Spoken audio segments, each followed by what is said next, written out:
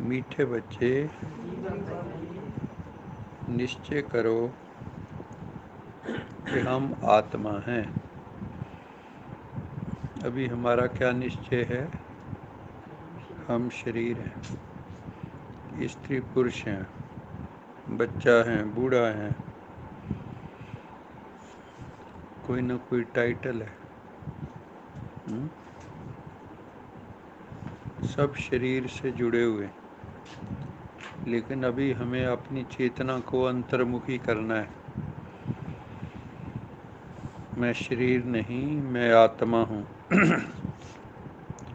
ये हमारा शरीर है, ये संसाधन है। इसके द्वारा हमें साधना करनी है, तपस्या करनी है। आत्मा शरीर के द्वारा साधना करके जो उसका अभीष्ट साध्य है परमात्मा, उसको प्राप्त करती है। इसलिए शरीर की वैल्यू भी कम नहीं है, क्योंकि जिस यंत्र के द्वारा आप अपने लक्ष्य की प्राप्ति करते हैं, जिस सीढ़ी के द्वारा आप छत पे चढ़ते हैं, उस सीढ़ी की कीमत भी कम नहीं। इसलिए शरीर का भी ध्यान पूरा रखना है। तो बाबा कहते हैं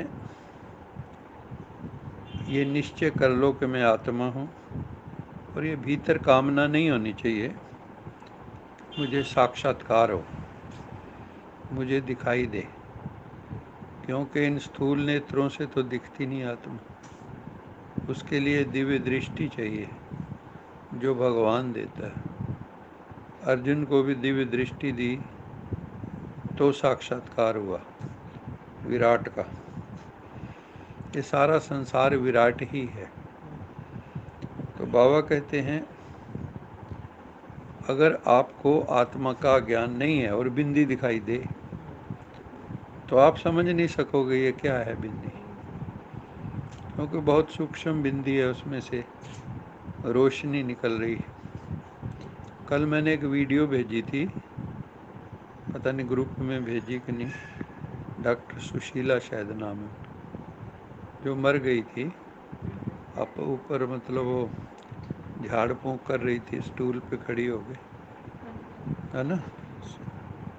तो वो फिर उसको दर्द सा हुआ, नीचे झुकी हो, फिर नीचे गिर गई, फिर उसकी आत्मा निकल गई। तो उसकी आत्मा ने क्या क्या यात्रा की, उसमें भेजा है मैंने आप सबको, कि कैसे शिव बाबा ने उनको गाइड किया, कैसे शिव बाबा ने उनके सब प्रश्नों का उत्तर दिया। और वो राजस्थान की ही हैं, सिरोही डिस्ट्रिक्ट की, डॉक्टर हैं खुद वो। तो बाबा कैसे गाइड करता है, ये भी एक कमाल की बात है। कईयों के ऐसे अनुभव हैं, कैसे वो मर के जिंदा हो गई, क्योंकि उसके हस्बैंड ने देखा था उस वक्त, हार्ट बीट भी नहीं थी, पल्स भी नहीं थी, है ना।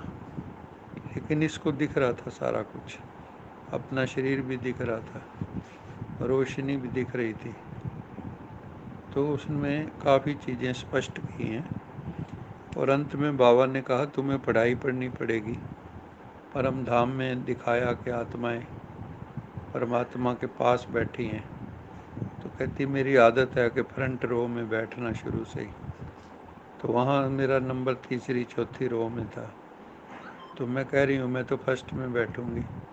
तो अंदर से आवाज़ आई कि उसके लिए तुम्हें पढ़ाई पढ़नी होगी।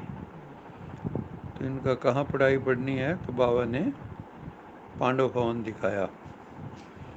कहते ईश्वरीय विश्वविद्यालय में प्रजापिता ब्रह्मा कुमारी ईश्वरीय विश्वविद्यालय में तू जाके पढ़ेगी, तब तेरा आगे नंबर आएगा, नहीं तो पीछे ही बैठना पड़ेगा।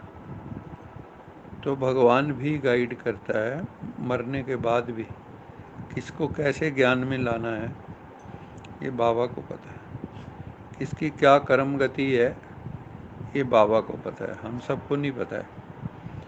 तो बाबा कहते हैं वैसे अगर ज्ञान के बिना आत्मा का परमात्मा का साक्षात्कार भी हो जाए, क्योंकि ज़्यादातर लोग तो रामकृष्ण का साक्षात्कार ही चाहते हैं।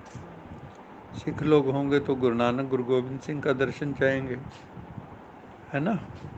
हर कोई अपने इष्ट का दर्शन चाहता है, क्योंकि वो साकार में है। लेकिन ये तो निराकार है, परमात्मा ज्योति बिंदु निराकार है, जिसकी याद में शिवलिंग है। तो बाबा कहते हैं कि वैसे बिंदु का साक्षात्कार हो तो समझेंगे नहीं, लेकिन ज्ञान होने के बाद अगर आपको बाबा दिव्य दृष्टि में आत्मा का, परमात्मा का साक्षात्कार कराता है तो बड़ी बात है। दूसरा उसने ये बताया कि जो शिव बाबा के निकट आत्माएं बैठी थी उनकी रोशनी ज़्यादा थी, जैसे नीचे उतरते जा रहे थे उनकी रोशनी कम होती जा रही थी। तो जो जितना पवित्र बनता है मन से, वाणी से, कर्म से और संबंधों में, वो उतना भगवान के निकट है। अगर आपका मन शुद्ध नहीं है, वाणी ठीक नहीं है, कर्म श्रेष्ठ नहीं है, रिश्तेदार संबंधियों से लड़ते रहते हो, दोस्त मित्रों से लड़ते रहते हो, तो भगवान के निकट कैसे पहुंचोगे। तो भगवान तो कहता है मेरे जैसा बन के मुझे मिल। समान वालों की मुलाकात होती है ना। शादी विवाह भी करना हो तो क्या कहते हैं कि एक तरफ तो गुण मिलाएंगे, एक तरफ उम्र मिलाएंगे, पढ़ाई मिलाएंगे, ऐसे थोड़ा किसी की किसी से भी कर देंगे। तो अगर भगवान से मिलना है तो भगवान जैसे बन के मिलना है, देव से मिलना है तो देव जैसे बन के मिलना है, ऐसे नहीं मिल सकते। प्रश्न है, शिव बाबा की किस श्रीमत पर चलने से गर्भ जेल की सजाओं से छूट सकते हैं। वैसे तो सजा बड़ी है दुनिया में, लेकिन गर्भ जेल भी एक बहुत बड़ी सजा है, जहाँ बच्चा जब आत्मा प्रवेश होती 5वें चौथे महीने में, उसके बाद बड़ा तड़पता है, बड़े हाथ पैर मारता है, वो मुझे इससे बाहर निकालो, इस जेल से। और वहाँ कई प्रकार के वायदे करता है, वहाँ भी उसको कई सजाएं मिलती हैं अंदर भी, पिछले जन्मों की। और फिर वो वायदा करता है भगवान से कि अब की बार मैं बाहर जाऊंगा ना, तेरा ही नाम लूँगा, तुझे ही भजूंगा। लेकिन जैसे ही बाहर आता है तो क्या करता है, वहाँ वहाँ भी वहाँ की वहाँ रही। वहाँ वहाँ का क्या मतलब है, भाई वहाँ की वहाँ रही, जो वादे किए वही समझे।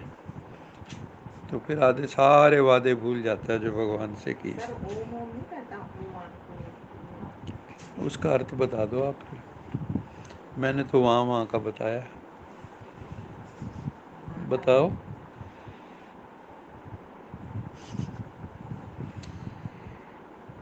तो गर्भ जेल की सजाओं से छूट सकते हैं। बाबा की श्रीमत है, बच्चे नष्टो मोहा बनो।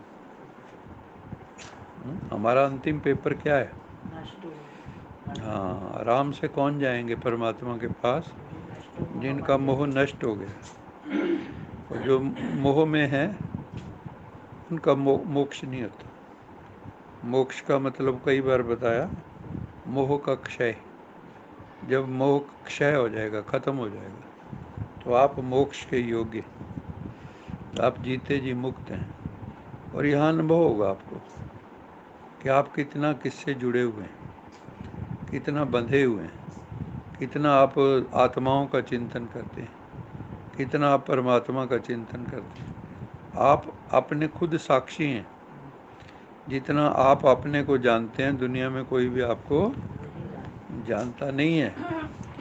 इसलिए खुद को खुद चेक करो कि मैं कितना नष्ट मोहा बनाऊं। क्योंकि भगवान तो आके कहता भी, जैसे तुम आए थे ना, अकेले आए अकेले जाना, नंगे आए नंगे जाना। आत्मा बिंदु रूप में आई वस्त्र के बगैर, है ना। वस्त्र तो था नहीं उस वक्त, तो जाना भी शरीर छोड़ के ही है, वस्त्र यहीं छोड़ के जाना है। तो इस शरीर से भी मोह ना हो, बाहर का मोह तो छूट जाता है।